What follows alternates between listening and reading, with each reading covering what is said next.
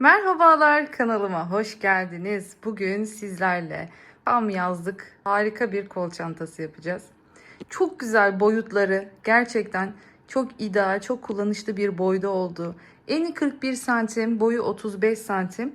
10 santimde bir taban genişliğimiz var. Derinliğimiz 10 santim diyebiliriz. Bakın, çok sevilen saptan çalıştım. 2 kat çalıştım sapını. Hemen şöyle bakın, yaklaşalım. Detaylarına da bakalım. Gerçekten çok severek, çok keyifle ördüm. İçine küçük bir yastık koydum. Bakın, astarsız şu anda hemen videoyu sizlere bir an önce kavuşturmak adına astar çalışmadım. Hemen şöyle diğer tarafına da bakalım. Görüyorsunuz, haliyle renkler farklı olduğu için bakın bu tarafın görüntüsü de bambaşka oldu. Şöyle göstermek istiyorum sizlere. Son derece örmesi keyifli, çok kolay, hemen kısa sürede bitirebileceğiniz bir çanta. Tabanımız, görüyorsunuz, taban detayımız yine motiflerden oluşuyor. Yerleştirmesi, yapması son derece kolay ve keyifli. Videoyu adım adım izlediğiniz takdirde hiçbir zorluk yaşamayacaksınız bu çantayı yaparken. Ben çok severek hazırladım. Umarım siz de beğenmişsinizdir. Bir fotoğrafla çıktığımız bu yolculukta gerçekten çok güzel bir çanta ortaya çıktı. Hala kanalıma abone olmadıysanız kanalıma abone olarak aynı zamanda yorumlarınızla, beğenilerinizle de bana destek olursanız çok mutlu olurum. Biliyorsunuz, etkileşimleriniz daha çok kişiye ulaşmamız açısından çok kıymetli diyorum. Şöyle hemen genel anlamda bilgi vermek istiyorum. Renk tamamen çantamın tamamında kağıt ip kullandım. Her türlü ipe uygundur. İstediğiniz ipi kullanabilirsiniz. Rafyalar, makromeler tercih size kalmış. Renk konusunda tabii ki de benim renk yelpazem fazla olduğu için çok fazla renk kullanabildim. Sizin bu kadar renge ihtiyacınız yok. Elinizdeki kalan artık iplerinizi değerlendirebileceğiniz son derece güzel, kullanışlı bir çanta oldu. Bu çantada şöyle söylemek istiyorum. Sapları 4 milimetrelik tığ ile ördüm. Ağız kısmını 3 milimetre ile ördüm. Çantanın genel kısmı motiflerini ise 3,5 milimetrelik tığ ile çalıştım. O konuda bilginiz olsun. Tam 300 gram, hatta 296 gram gitmiş. Yani 300 gram diyelim. 300 gram da ip kullandım. Saplarımız 60 santimdir. Gördüğünüz üzere sadece küçücük bir çıt çıt taktım. Son derece kolay, kullanışlı bu çantayı siz de örmek istiyorsanız haydi hemen videomuza başlayalım. Evet, başlayalım dilerseniz. Bakın, şimdi birlikte bu örneği yaparak başlayacağız ve bu örneğimizi yaptıktan sonra adım adım çantamızı artık birleştirerek bir yandan öreceğiz ve bir yandan birleştireceğiz.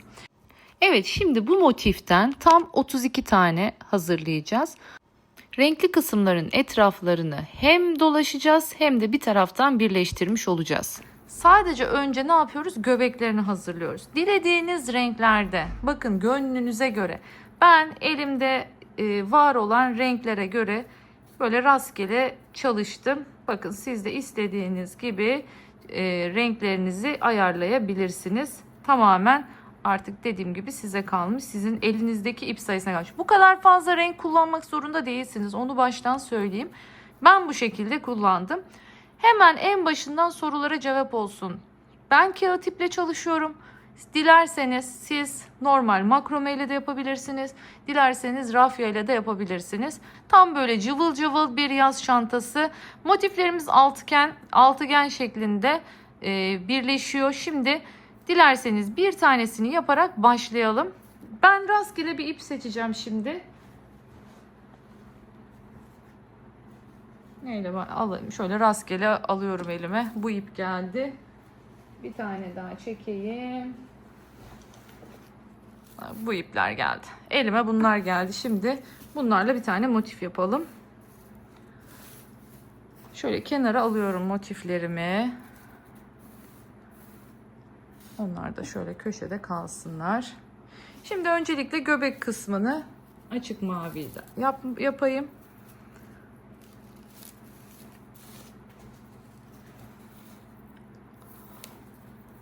Şimdi ben bu çantayı örerken 3,5 milimetrelik tığ kullandım. Şöyle parmağımın üzerine bir çarpı yaparak başlıyorum sihirli halkayla. Bakın, çarpıyı yaptıktan sonra baş parmağımla halkayı bu şekilde tutuyorum. Alttan tığımı geçirdim. Bakın görüyorsunuz. İpimi taktım. Öne çektim. Çevirdim tığımı. Hemen bir zincirle sıkıştırdım. Bu artık benim, görüyorsunuz, sihirli halkamın oluşmasını sağladı. Şimdi burada 4 tane zincir çekmemiz gerekiyor. Birincisini çektik. Şimdi diğerlerini çekeceğiz. 2, 3 ve 4. Tığıma doladım. Girdim buradaki boşluğa. 1, 2. Bir zincir çektim. Girdim boşluğa. 1, 2. Biraz uzatıyorum. Bacakları biraz uzun olsun diye. Trabzanlarımın. Bakın 4 tane oldu. Bunu 12 tane olana kadar tekrarlayacağız. 2 seferde çekiyorum. Araya bir zincir. Giriyorum boşluğa. 2 seferde çekiyorum. Araya bir zincir. Başlangıçtaki zincirimizi de sayıyoruz. 12 trabzanın içine. Unutmayın, onu da trabzandan sayacağız.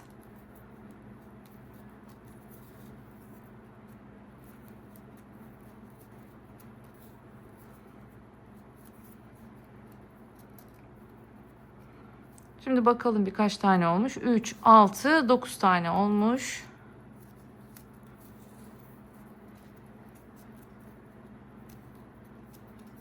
Gerçekten motifler çok zevkli ve 2 sırada bitiyor şu göbek kısımları.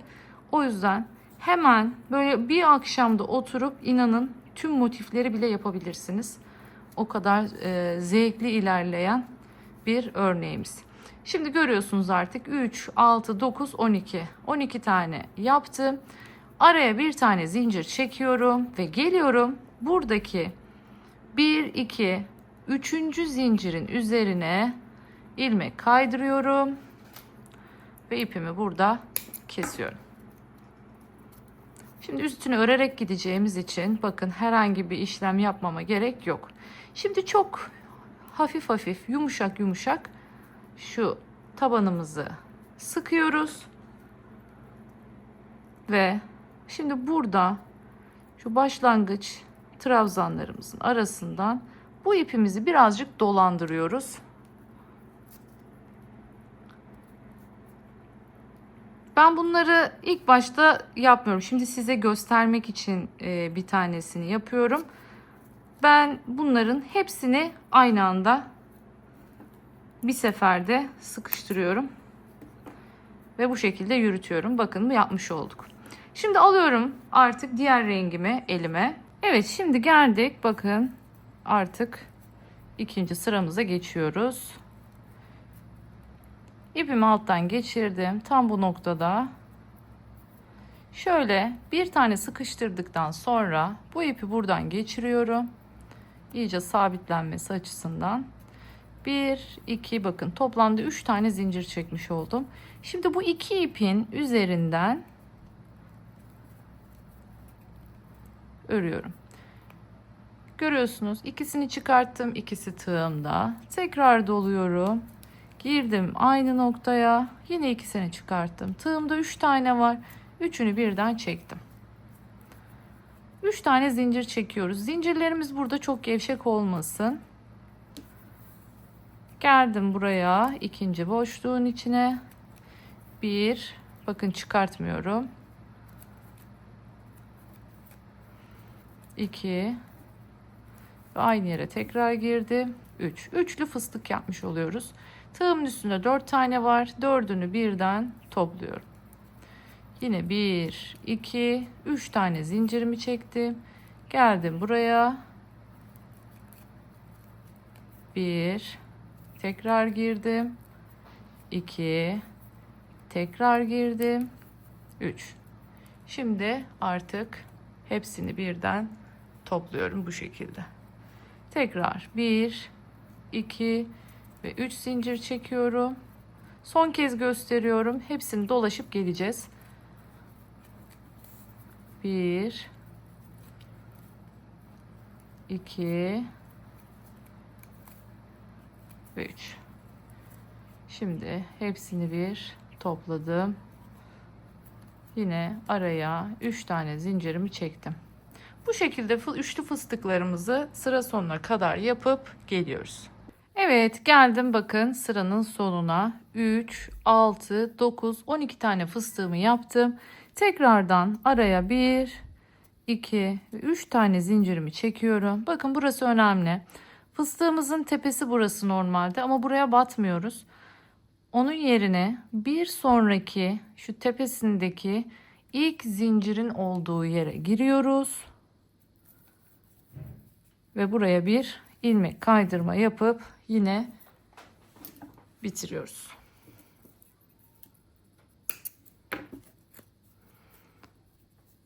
Evet, işte bu kadar. Şimdi artık etrafını dolaşmaya başlayacağız. Buradan sonra özellikle çok dikkat etmenizi istiyorum. Çünkü ilk motifimizi boş bir şekilde tamamlayacağız. Yani buradaki gibi boş bir motif yapacağız. Ama diğerlerini yaparken birleştirerek gideceğiz. O yüzden dikkat etmenizi tavsiye ediyorum bu anlamda. Böyle ara ara böyle buralardan birleştireceğiz ki örneklerimizi bir daha ekleyip uğraşmayalım. Ha derseniz ki yapmazsam ne olur? İşte o şekilde isterseniz siz daha sonra dikerek de birleştirebilirsiniz. Bu tamamen size kalmış. Hangisi kolayınıza gelirse. Ben örerek birleştirerek yoluma devam edeceğim. Eğer benim gibi yapacaksanız o zaman şimdi adım adım yapacaklarımı takip edebilirsiniz diyorum. Şimdi herhangi bir noktadan başlıyoruz. Benim beyaz ipim biraz ince. Şimdi ince olduğu için şöyle hemen göstermek istiyorum. İkili trabzan yaptığım takdirde şuralar çok boşta kalıyor ve aşağıya doğru çökme yapıyor. Yani şu noktalar. O yüzden onun önüne geçmek adına ben de ne yapıyorum? Hemen tek seferde doluyorum ama 3 seferde çıkartıyorum. Eğer sizin ipiniz kalınsa bakın hiç buna gerek yok. Şurada gördüğünüz gibi bakın görüyorsunuz. Bunları da ikili trabzan yapmıştık ama gayet güzel duruyor. Çünkü ipimiz daha kalındı. Eğer ipiniz sizin normal kalınlıktaysa hiç gerek yok. İkili trabzan olarak yapabilirsiniz. Ama benimki gibi çok incecik bir ipse o zaman yaptığım gösterdiğim şekilde 3 seferde çekebilirsiniz diyorum. Hemen şimdi şuradan başlayalım. Yine aynı şekilde bakın ipimi çektim ve sıkıştırdım. Sonrasında bu ipi bunun içinden geçirdim. Şimdi görüyorsunuz hemen 3 tane zincirimi çektim.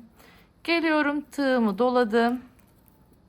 Bir bakın 2 ve 3 seferde bitiriyorum. Şimdi araya 1 2 3 köşeyi yapıyoruz şu anda. O yüzden aynı yere tekrar gireceğim. Bakın bu şekilde şunu göstermek istiyorum. İpim çok ince. Böyle yaptığım zaman şuralar görüyorsunuz çok boşta kalıyor. Bunun önüne geçmek için ben bir kere doluyorum ama 3 seferde çekiyorum. Taktım. Bakın bir tanesini çıkarttım. Biraz uzattım. 2 tanesini çıkarttım ve kalan 2 taneyi çıkarttım. Böylelikle başı sıkı, sonu sıkı, bakın çok daha düzgün bir trabzan elde etmiş oluyoruz. Şimdi aynı yere tekrar giriyorum. Birincisi sıkı, 2'yi uzattım biraz, üçüncüsü yine sıkı. Bakın ilk köşemi yaptım. Şimdi araya 1 2 tane zincir çekiyoruz. Geliyorum hemen yandaki boşluğa. Tekrar buraya 1 2 3 seferde çektim. Aynı yere bir daha girdim. 1 2 3 seferde çektim ve 2 tane ikili trabzan yaptım. Devam ediyorum. 1 2 pardon 2 tane zincir çektim. Bakın yine 2 zincir çektim. Geldim diğer boşluğa. Şimdi bu noktaya köşe yapacağız. 1 2 3 seferde çekiyorum. Köşe yapacağım için 3 tane zincir çektim. Aynı noktaya bir daha giriyorum. Tekrar trabzanımı yapıyorum. Bakın görüyorsunuz. Şöyle göstereyim. Bu da köşe, bu da köşe. 6 tane köşemiz olacağı için bakın araya ne yapıyorsunuz? Sadece bir tane bu şekilde 2 tane trabzan oluyor. Şuradan daha net gösterebilirim. Köşe bakın normal, köşe normal, köşe normal, köşe normal. Hep bu şekilde gidiyor. Yani bir tane normal batıyorsanız bir tane köşe yapıyorsunuz. Hemen tekrar gösteriyorum. 2 zincir çektim. Tığımı doladım. Geldim buraya. 2 tane trabzanımı yapıyorum. Aynı yere bir daha giriyorum. Bakın bu şekilde yaptım. Şimdi tekrar 2 zincir çekiyorum. Bu sefer köşe yapıyorum.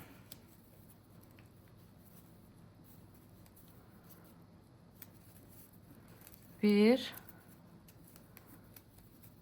iki seferde çektim. Bakın 2 tane yaptım. Pardon 3 seferde çektim. 2, 3 tane zincir. Tekrar aynı noktaya girdim. Yine 3 seferde çekiyorum. 1, 2, 3. Bakın böylelikle bir köşe daha yapmış olduk. 1, 2, 3 köşemiz hazır şu anda. Şimdi buradan sonra ne yapıyoruz? Aynen devam ediyoruz. Bir tane normal, bir tane köşe, bir tane normal, bir tane köşe şeklinde sıra sonuna kadar şimdi örüyorum. Buraya kadar geliyorum ve buradan sonra birleştirip artık motifimizi tamamlıyoruz. Evet, en sona geldim artık. Araya yine 2 tane zincirimi çekiyorum ve geliyorum. Buradaki yine 3. zincirin üzerine ilmek kaydırıyorum. Bakın bu şekilde tamamlamış olduk. Şöyle köşe noktalarımızı elimle düzeltip belirgin hale getiriyorum. Ve altıgen motifimiz böylelikle hazır. Tabii ki de normalde biliyorsunuz bunları böyle ütülediğimizde kağıt ip olduğu için kalıp gibi oluyor. Ama şimdi ben herhangi bir şekilde ütüleme işlemi yapmayacağım. Bunun sebebi de hem motifleri önden ütüleyip hem birleştirdikten sonra çantayı tekrar ütülediğimizde kağıt ipi 2 kere ütüye maruz bıraktığımızda ister istemez o güzel diriliğini kaybedecek. Fazla yumuşar ipiniz. O yüzden onun önüne geçmek için ne yapıyoruz? Bu aşamadayken herhangi bir ütüleme işlemi yapmıyoruz. Birleştireceğiz hepsini. Ondan sonra ütülerini yapacağız. Evet. Şimdi bu ipi nasıl gizleyeceğiz hemen onu da göstereyim. Şimdi hemen yanındakinden giriyorum. Şöyle ipimi aşağıya çekiyorum.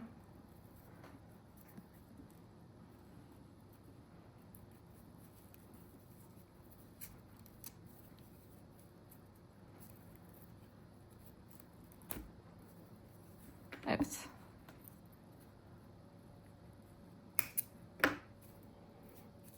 Bunların üzerinden de yürümüştük.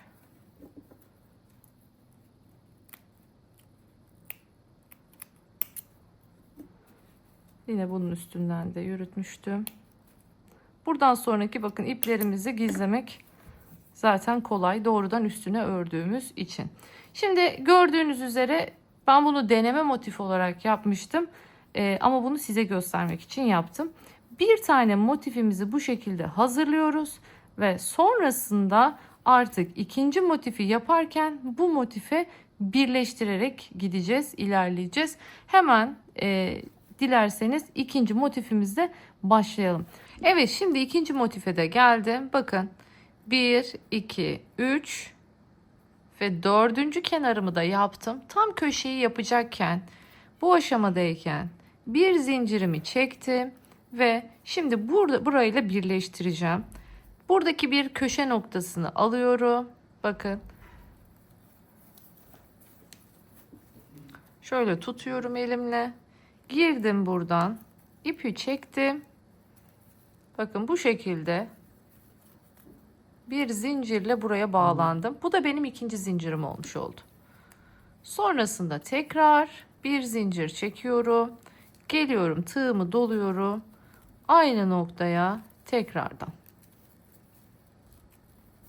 1 ve 2.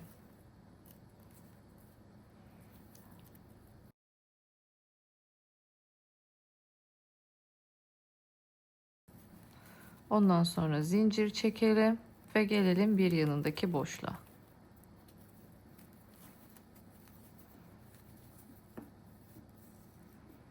Şimdi buraya sırada biliyorsunuz bunu yapıyoruz. Şimdi geliyorum hemen yandaki boşluğa. Önce buraya bir tane bağlıyorum. Sonra bir zincir çekiyorum ve geliyorum yandaki boşluğa. Şimdi buraya köşe yapıyoruz. Şimdi bir zincir çektim. Geldim buradaki köşeye.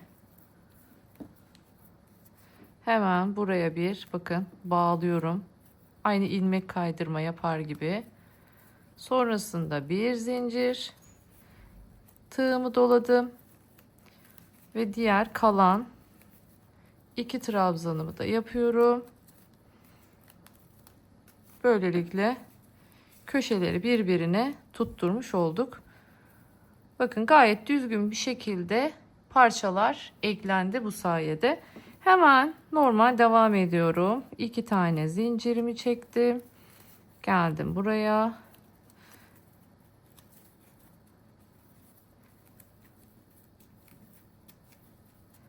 İkinci trabzanı yaptım. 2 tane zincirimi çektim. Geldim burada. Üçüncü zincire ilmek kaydırdım ve ipimi çıkarttım. Görüyorsunuz son derece düzgün bir şekilde oluşturmuş olduk. Evet, şimdi artık yavaş yavaş sona doğru geliyoruz. Bakın şöyle göstereyim. Ucuca parçalarımızı ekledik. Nasıl yaptık hatırlayalım. Bunu yaptık. Yanına bu böyle 7 taneyi ekledik. Sonra bu 7 taneyi ekledikten sonra işte bir sonraki sıraya geçtik. Sonra tekrardan başladık. Bu sefer bu parçayı koyduğumuzda bu iki parçanın şöyle iki kenarını eklemeye başladık. Sonra bunu koyduğumuzda bununla eklemeye başladık. Böyle bulduğumuz parçaları ekleye görüyorsunuz. Her sırada ilk etapta 7 tane oluncaya kadar bu şekilde 4 sıra halinde örneklerimizi birleştiriyoruz. Bakın bir tanesini tekrardan göstereceğim sizler için. Şöyle şurada 6 tane bıraktım bilerek. 1, 2, 3, 4, 5, 6. Bakın şurayı arayı nasıl ekliyoruz onu göstermek için 6 tane de bıraktım. Aldım, girdim buraya.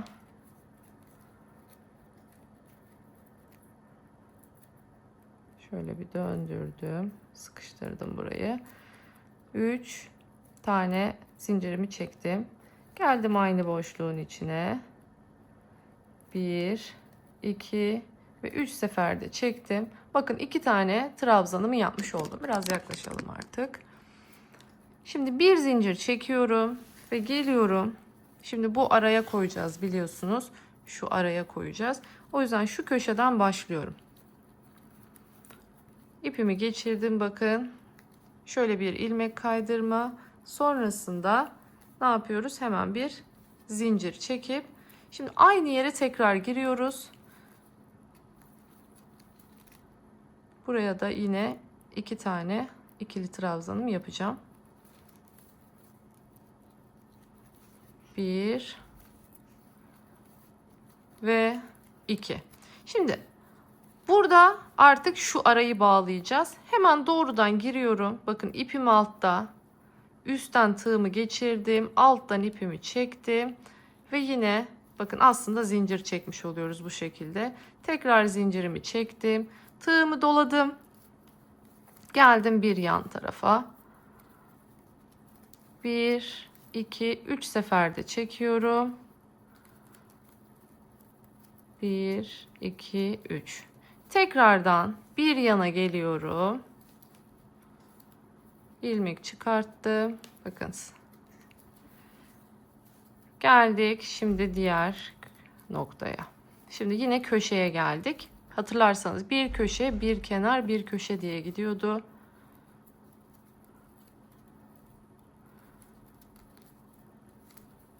Evet, şimdi ikinciyi yaptım. Bir zincir çektim. Bunu bu köşeye bağlayacağız şimdi. Köşeye bağlarken şuradaki eklemeye devam edecek olduğumuz köşeden devam ediyoruz. Buraya girdim. Şimdi bir zincir daha çektim. Köşelerde üçlemiş oluyoruz zinciri.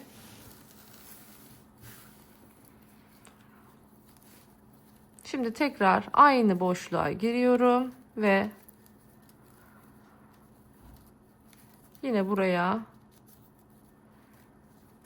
trabzanımı yapıyorum. Geldim hemen bir yan boşluğa. Şu ipi de keselim artık.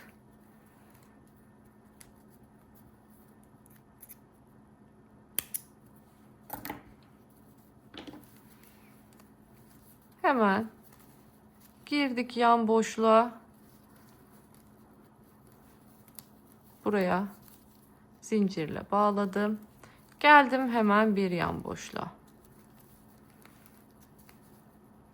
1 2. Bakın en son köşe yapmıştık. Şimdi kenar yaptık bir tane. Geldim yine yan boşluğa girdim. Bağladım bunu, birleştirdim. Geçtim bir yana. 1 2. Bir zincir çektim. Geldim hemen bu köşeye. Bağladım. Yine bir zincir çektim. Geldim. Aynı yere tekrardan giriyorum. Yine burada da köşemi oluşturuyorum.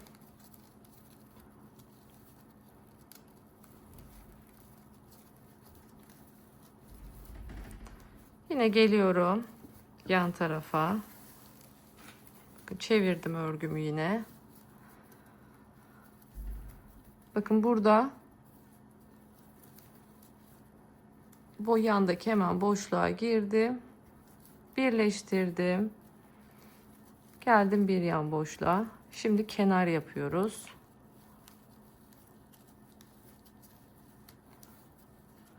Geldim bir yan boşluğa. Şimdi köşe yapıyoruz.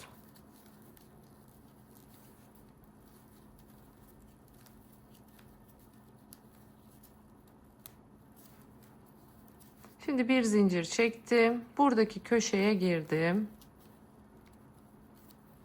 Yine bir zincir daha çektim. Aynı yere tekrar girdim.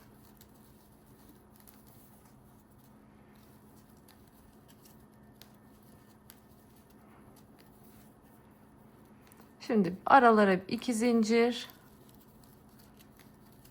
Artık devam ediyorum buradan.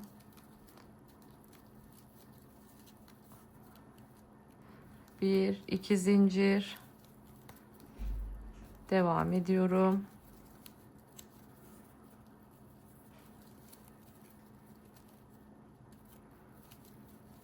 Şimdi bakın köşe yapmıştık, kenar yaptık. Şimdi yine köşe yapacağız. Araya 3 zincir.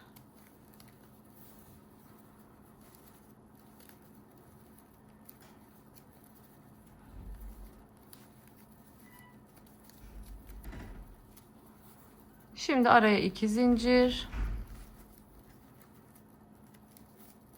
Yine bir kenar yapıyoruz. Altıgen olduğu için aynı işlemi 6 kere tekrarlamış oluyoruz.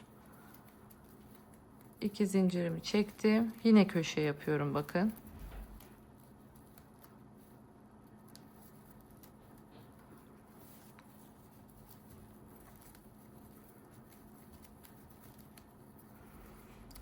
Araya 3 zincir köşelerde.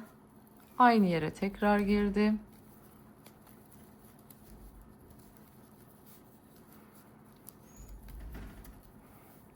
Şimdi 2 zincir.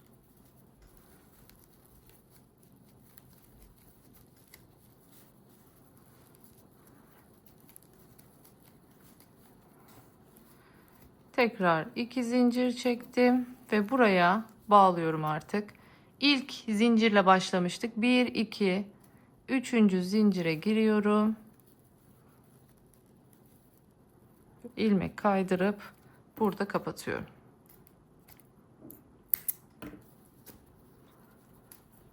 Bunu yine gösterdiğim şekilde iğne ile gizliyorsunuz. Bakın bu şekilde motifimizi hazırlamış olduk. Şimdi artık hepsi 7 tane. Bakın görüyorsunuz.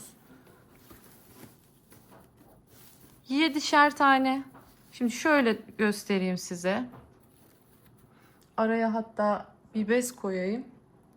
Şu anda bu şekilde olacak. Yani bu ne demek? Buraya bir motif bağlayacağız. Sonra buraya bir motif bağlayacağız. Buraya bir motif bağlayacağız ve buraya bir motif bağlayacağız. Yani toplamda 1, 2, 3, 4 tane motif bağlayacağız. Şimdi nereye yapıyorum? Şu kısmı. Bakın 2 tane boşta kenarımız var.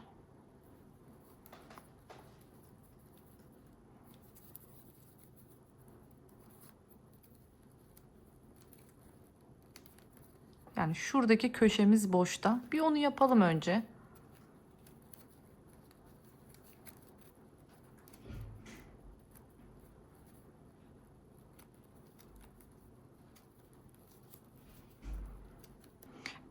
Evet, şimdi bakın. Köşeyi yaptım, kenarı yaptım, köşedeyim. Bir zincirimi çektim. Şimdi buraya bağlanacağım.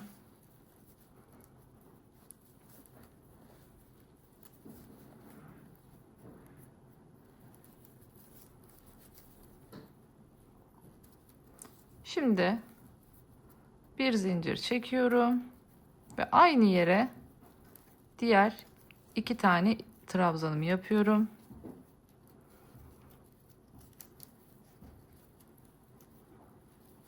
Şimdi geliyorum, yandaki boşluktan giriyorum, alttan ipimi çıkartıyorum. Tekrar bir zincir çektim. Yeniden 2 tane ikili trabzan.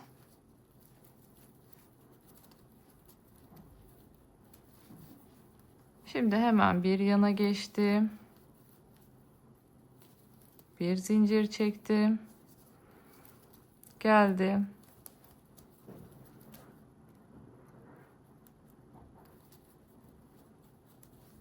Tekrardan köşedeyim bakın. Bir zincirimi çektim. Geldim köşeye.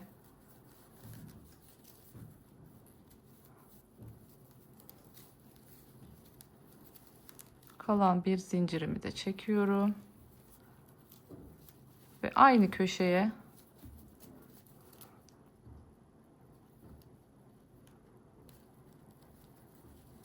iki tane ikili trabzanımı daha yapıyorum. Şimdi yine bu yan tarafa bağlanıyoruz. Yine zincir çektim. Geldim. Şimdi kenar yapacağız.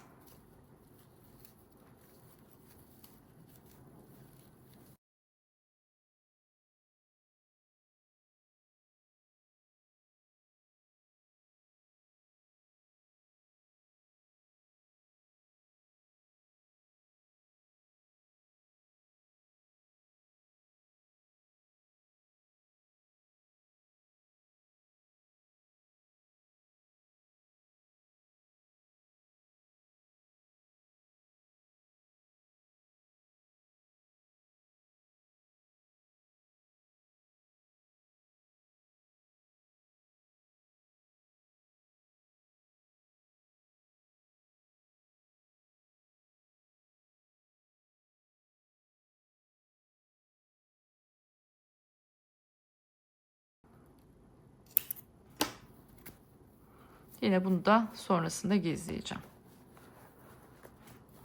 Şöyle düzeltiyorum. Ütüyle zaten kalıp gibi olacak. Hiç canınızı sıkmayın. Şimdi artık gösteriyorum. Bakın buranın çiçeğini de yapıyoruz. Başlıyorum. Birleştirdim, birleştirdim, birleştirdim. Bakın burayla burayla. Bir tek burası boş.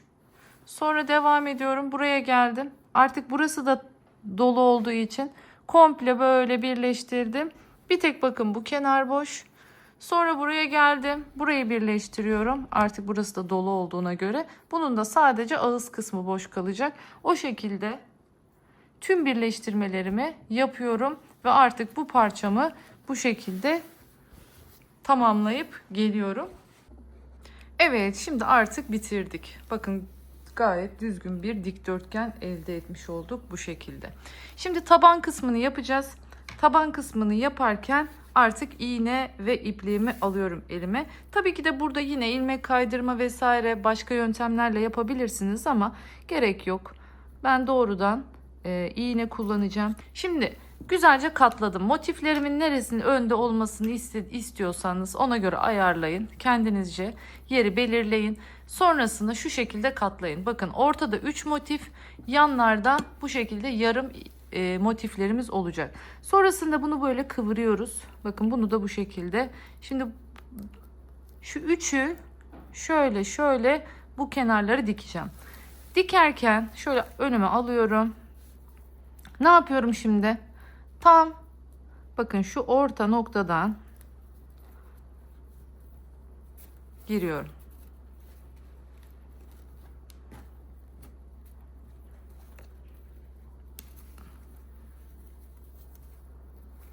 Şimdi iki ucu karşılıklı olarak birleştireceğim. Birleştirirken şimdi bir taraftan alıyorum, bir taraftan alıyorum. İç birbirlerine bakan kanatlardan. Şimdi bakın trabzan kısmındayız. Bir tane buradan aldım, bir tane buradan aldım.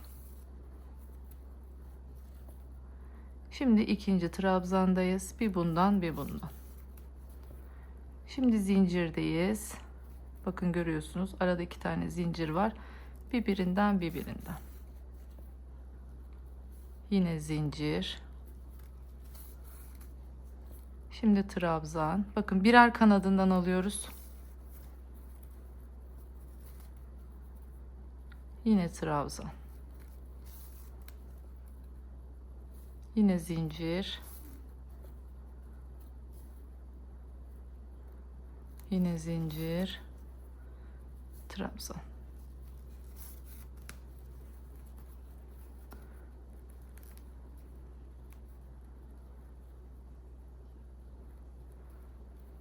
Şöyle güzelce sıkıştırarak gidiyorum. Şimdi buradaki ikinci trabzanlar. Şimdi zincirdeyiz.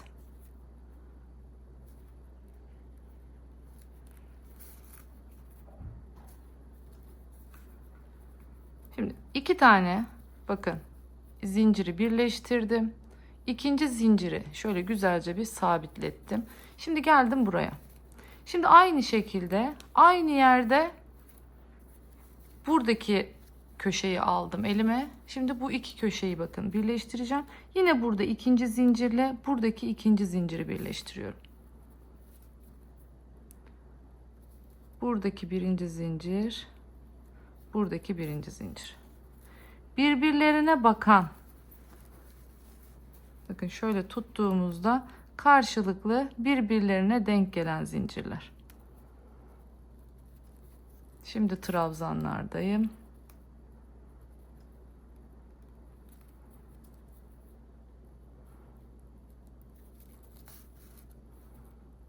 Şimdi zincirdeyiz.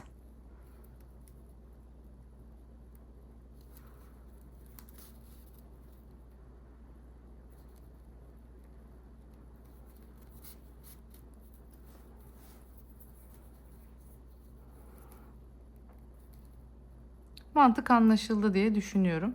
Karşılıklı aynı hizadaki ilmekleri birbiriyle tutturuyoruz. Evet, bitti. Şimdi bunu yine her zamanki gibi şöyle aşağıya indiriyorum. İlmeklerin arasından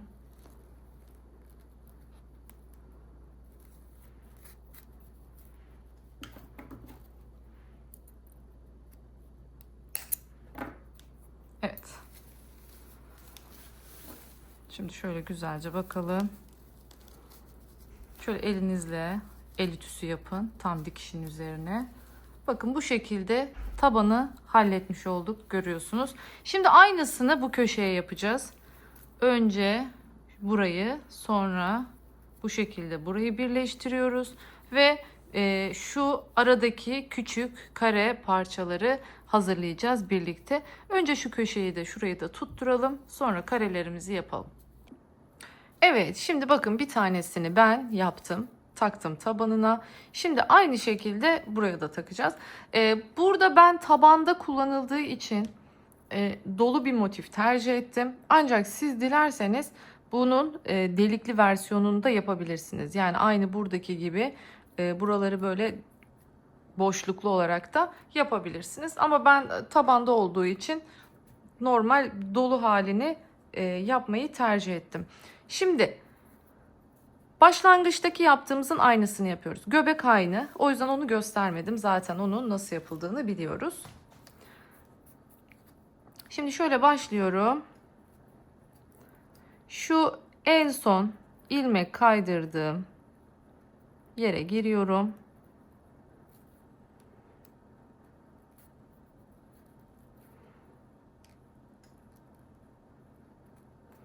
Ve buraya normal 3 tane zincirimi çekiyorum. Tığımı doluyorum. Geldim yanındakine. Bir tane ikili trabzanımı yaptım.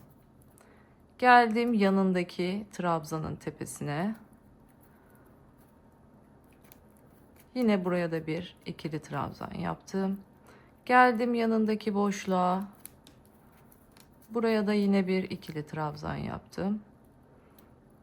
Geldim bir diğer tepeye.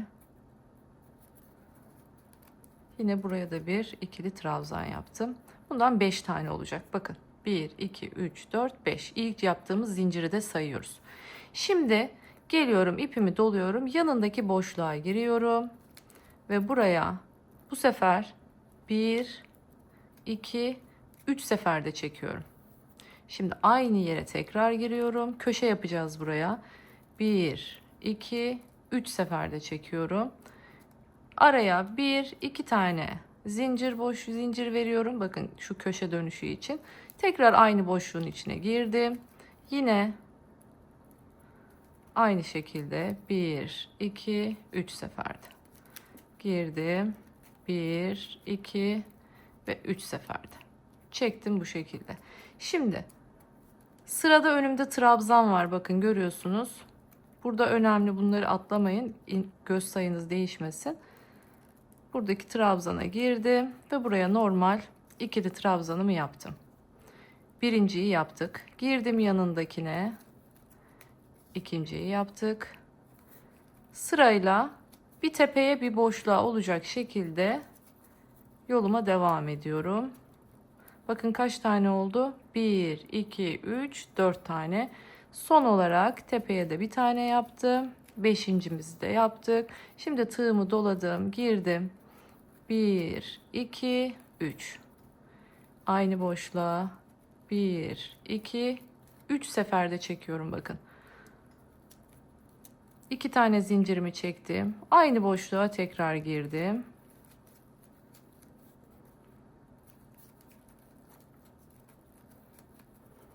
Evet, bu köşeyi de hallettik. Şimdi yanından devam ediyorum.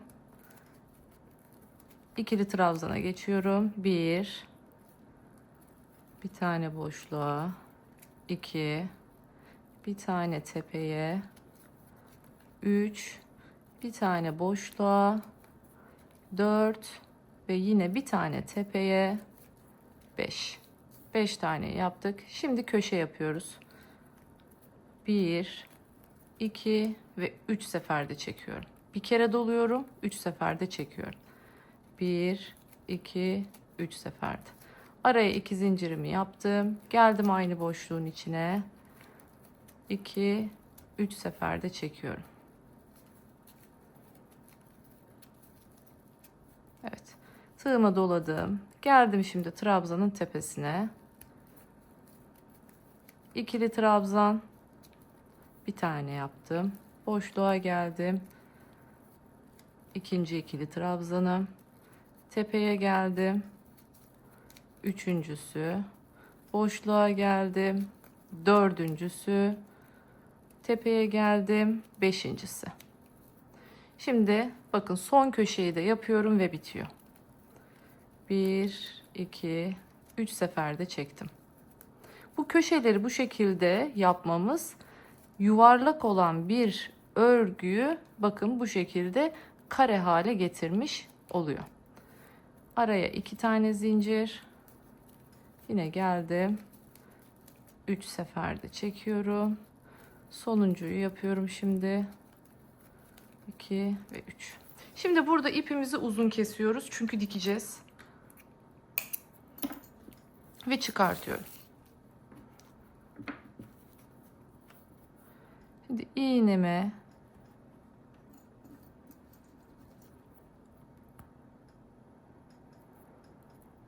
ipimi geçiriyorum. Ve gördüğünüz gibi zincir olan kısmı atlayıp gerçek trabzanın tepesine giriyorum bu şekilde. Girdim. Çektim ilmeği. Şimdi ipin çıktığı yerden tekrar geri gidiyorum. Ve ipimi arkaya çektim. Şimdi buradan arkadan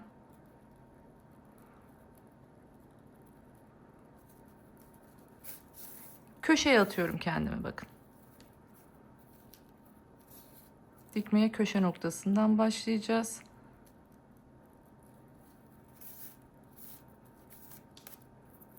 Şöyle ipimi geçirerek. Evet, şuraya köşeye geldim bakın.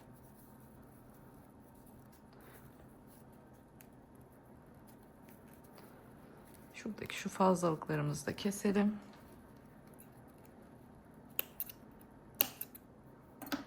Çantamızın şunu söyleyeyim, tabanı yapmadan gövdeyi güzelce ütüledim.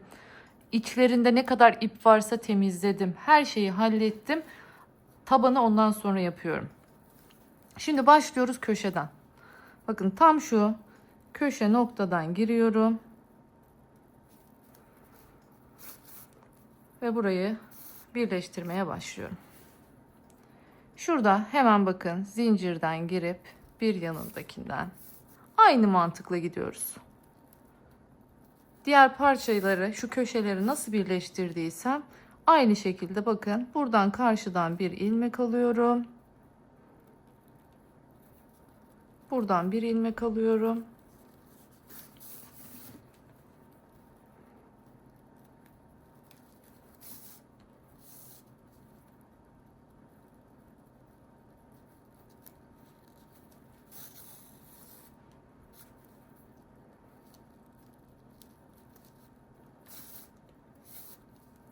Şimdi tek tarafını göstereceğim.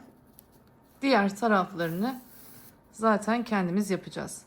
İpin, ilmeğin yetmediği yerler olabilir. O zaman aynı noktaya 2 kere batarsınız. Denk getirmeye çalışırsınız. Önemli değil. Büyüklük olarak sıkıntı yaratmıyor. Verdiğim ölçüyle yaparsanız.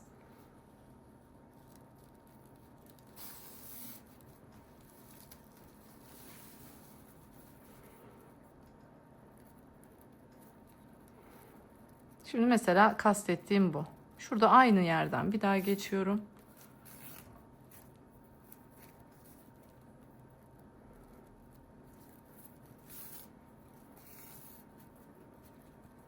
Evet. Köşe noktasını köşe noktasıyla birleştiriyorum.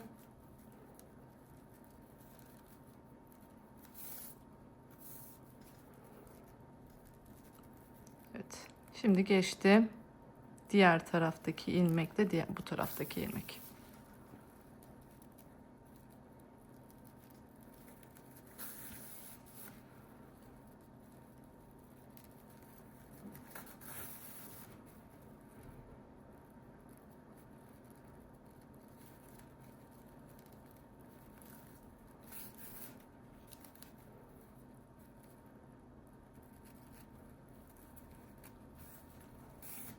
Evet.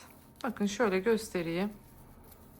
Bu yöntemle şimdi dört kenarını birleştiriyoruz ve şuradaki görüntüyü elde ediyoruz. Bakın burada birleşmiş hali var. Bunu yapmış oluyoruz burada. Aynı şekilde gidelim. Daha sonra elimizde şöyle örgülerimizi esnetiyoruz. Bakın tam tamına denk gelmiş oluyor. Bunu da aynı şekilde bakın yaptığınızda, esnettiğinizde denk gelecek. Hiç merak etmeyin. Şimdi dört tarafını bunun da dikiyorum. Geliyorum ve artık çantamızın ağız kısmına geçiyoruz. Şu ağız hattını dolaşacağız. Ağzını güzelleştireceğiz. Ve sonra saplarımızı takacağız. Çantamız bitecek. Gerçekten oldukça güzel, şık bir çanta elde etmiş olduk. Görüyorsunuz. Hemen bitirip geliyorum. Evet, şimdi köşeye kadar geldim. Bakın bitirdim. Şimdi ne yapıyorum? Görüyorsunuz. Elimle şöyle dört kenarını güzelce şöyle esnetiyorum ve şu anda görüyorsunuz hiçbir sıkıntı yok. Tam tamına örgümüz denk gelmiş oldu. Şimdi artık burada ne yapıyoruz? Yine şöyle ilmeklerimin arasından iniyorum aşağıya. İpimizi gizleyeceğiz.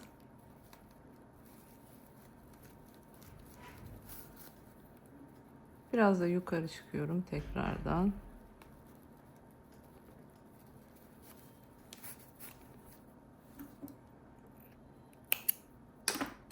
Evet. Bakın görüyorsunuz çok güzel düzgün bir şekilde birleştirdik. Şimdi burada tabanını ütülerken ne yapıyoruz?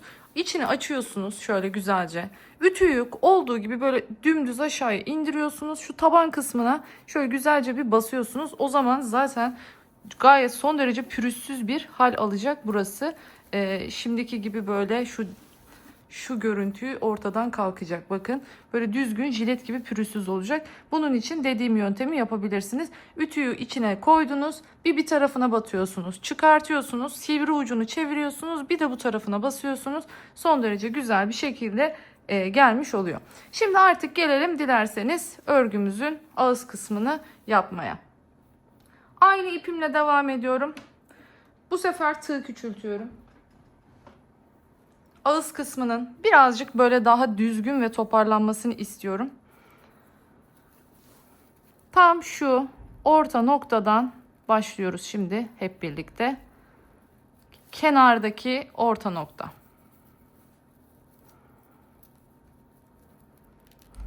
Çektim ipimi. Şimdi öncelikle 2 3 tane zincirimi çekiyorum. Aynı noktaya giriyorum. Ve ikili trabzanlarımı yapmaya başlıyorum. 2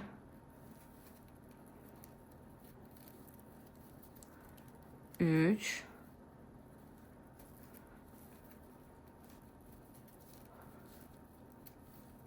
4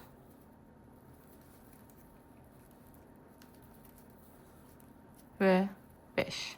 Şimdi bakın şöyle yatırdığınızda nereye denk geliyor? Görüyorsunuz tam şu ara noktaya denk geliyor. Geldim buraya. Bunu bu şekilde birleştirdim.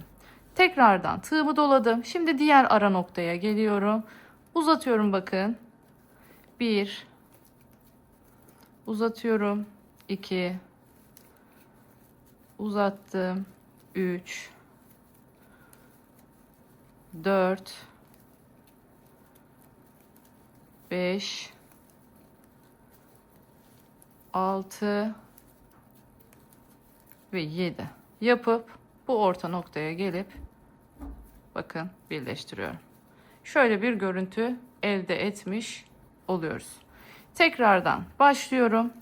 Bir diğer boşluğa giriyorum. Uzatıyorum. 1 2 3 4 5 6 ve 7. Görüyorsunuz. Hemen geldim. Buradaki boşluğa sıkıştırdım. Şöyle bir görüntü elde etmiş oluyoruz ağız kısmında. Şimdi geldim tekrardan şu ek noktasına. Bakın şöyle girdim buraya. Şimdi başlıyoruz. Burayı 1, 2, 3, 4, 5 tane yaptım ve yan tarafa birleştirdim. Şu aralarda çok fazla marullanma olmasın diye. Geldim şimdi buraya. 1, 2, 3, 4, 5, 6 ve 7. Birleştirdim köşe noktasına. Bakın görüyorsunuz. Burayı 5'li yaptık. Burayı 7'li. Geldim, devam ediyorum. Bir sonraki boşluğa girdim. 1, 2,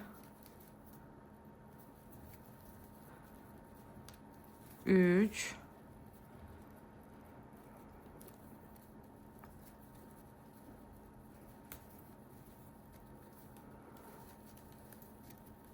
4,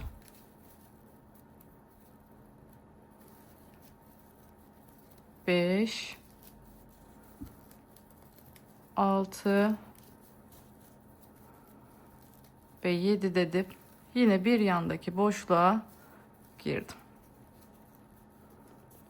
Evet. Şimdi tekrardan geliyorum. Orta noktaya giriyorum.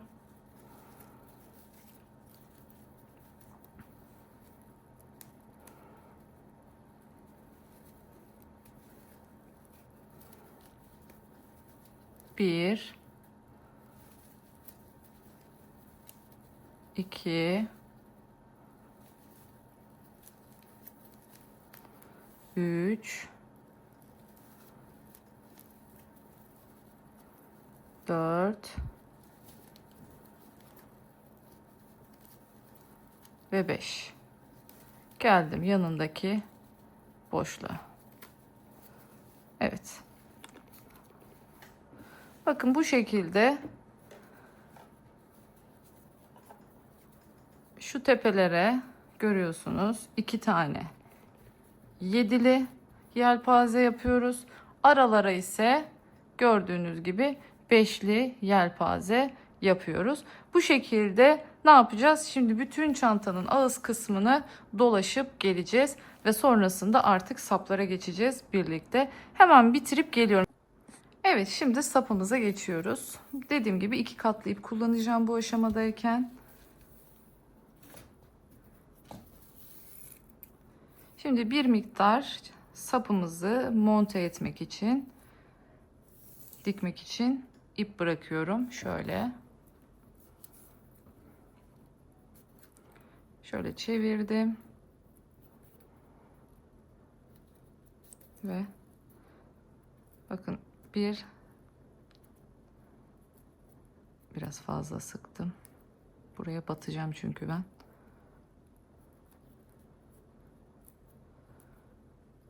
İki tane bu şekilde zincirimi çekiyorum. Geliyorum şu ilkine.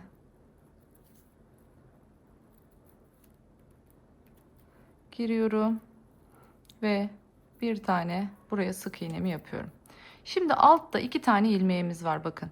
Şu bir tanesi, şu diğeri. 2 tane sık iğne vardı. Bu 2 sık iğnenin altı. Bakın bir tanesi bu, bir tanesi bu. Şimdi giriyorum buraya. Buradan ilmek çıkartıyorum. Ve tığımda yine 2 tane var. Çıkarttım. Görüyorsunuz. Şimdi önümde görmüş olduğunuz üzere 2 tane kanat var. Şimdi bu 2 kanada giriyorum. Uzatıyorum. Ve ikisini bir çıkarttım. Yine bakın benden tarafta önümde 2 kanat var. Tabi ipim 4 katlı olduğu için yani 2 katlı olduğu için burada 4 tane olmuş oluyor ip tığımın üstünde. Ama aslında bu 1, bu da 2 ilmek normalde. Yapıyorum. Bakın sık iğnemi yapıyorum. Altta hemen görüyorsunuz. Altta duruyorlar. Girdim. Siz elinizde örerken bunu daha net bir şekilde görebileceksiniz. Hiç merak etmeyin. çıkarttım. Bakın 2 tane sık iğnemi yaptım. Hemen altta görüyorsunuz. Size dönük. Sizden tarafta 2 kanat oluyor. Hep bunlara batıyoruz. Bakın altta hemen girdik.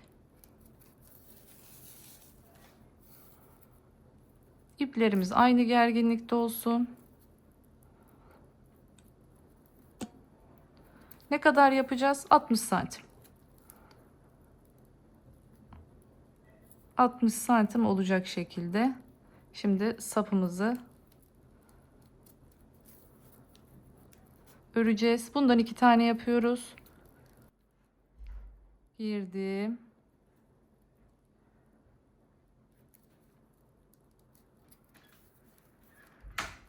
Sık iğnemi yaptım. Bakın altta hemen girdim. Yaptım. Hemen altta girdim. Böyle döne döne gitmiş oluyoruz. Sık iğnemi yaptım. Bakın altta girdim.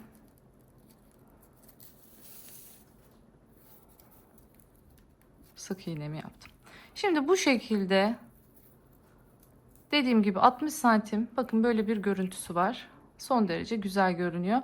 60 santim olana kadar örüyoruz. 2 tane yapıyoruz bundan. Sonra çantaya nasıl monte edeceğiz onu göstereceğim. Dilerseniz bu noktaya çıt çıt yapabilirsiniz. Bakın tam orta noktamız belli zaten. Dilerseniz hiç yapmazsınız. Size kalmış. Normal çıt çıt dikerek de kullanabilirsiniz. Şimdi hazırlıklarımı hemen yapayım. Geleyim artık ondan sonra çantamızla buluşturalım. Evet, şimdi artık saplarımızı bitirdik. Bakın bir tarafını diktim. Ben bir tarafının da tek tarafını diktim. Şimdi diğer tarafını birlikte dikeceğiz. Burada güzelce yönünü çeviriyoruz. Bakın ayarlıyoruz. Şöyle düzgün olması lazım. Böyle eğer böyle bükülü olmasın. Düzgün bir şekilde yerleştirdim. Şimdi geliyorum. Şurada yelpaze yaptığım nokta görüyorsunuz. Tam buradan giriyorum.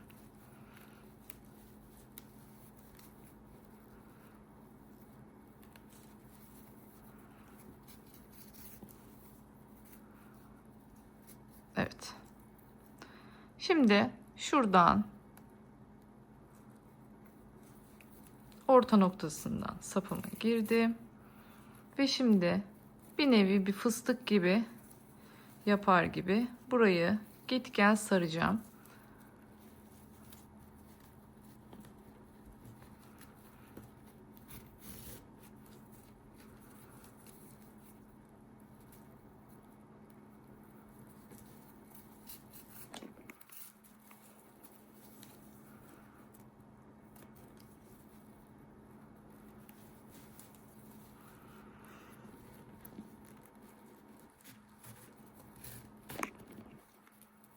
Evet, güzelce şöyle sıkı sıkı sarıyorum.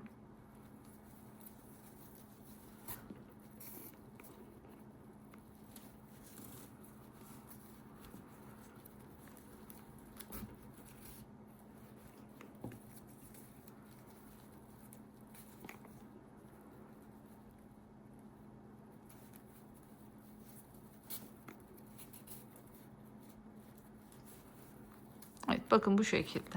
Son kez yapacağım şimdi.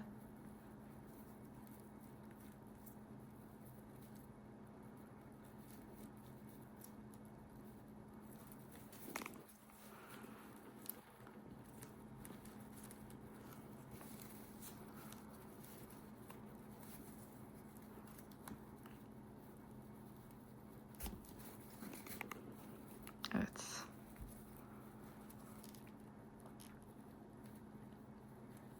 Şimdi buradan artık yine arkaya çıkıyorum. Burada bu ipi sıkıştırıyorum. Evet. Şimdi artık yukarı doğru tam örgünün ortasından yukarıya doğru ilerliyorum. Ben burada bir penseden yardım alıyorum. Biraz fazla ilerliyorum ben. İpi hemen kesmiyorum.